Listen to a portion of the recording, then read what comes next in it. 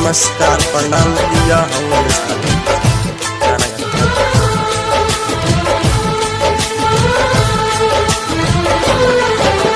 भीड़ में तन्हाई में दर्द की रुसवाई में प्यार की गहराई में मुझे तुम याद आती हो,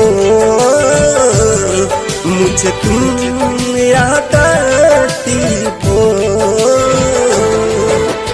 गीत में शहनाई में ख्वाब में पुरवाई में धूप में परछाई में मुझे तुम याद आते हो, मुझे तुम याद आते हो।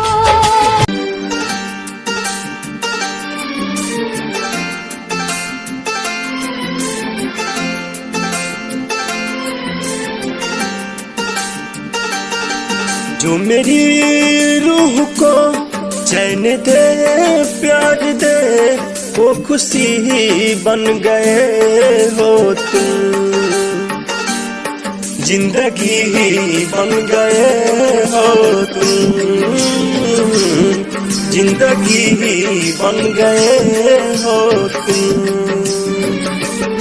जो मेरी रूह को चैन दे प्यार दे ओ खुशी बन गए हो तुम,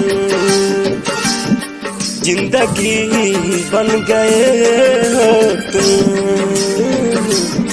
जिंदगी बन गए हो तुम।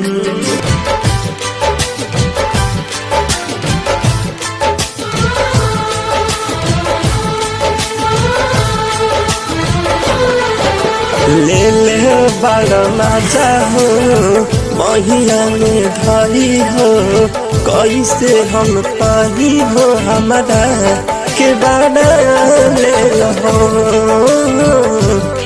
हमारा के बड़ा ले लो।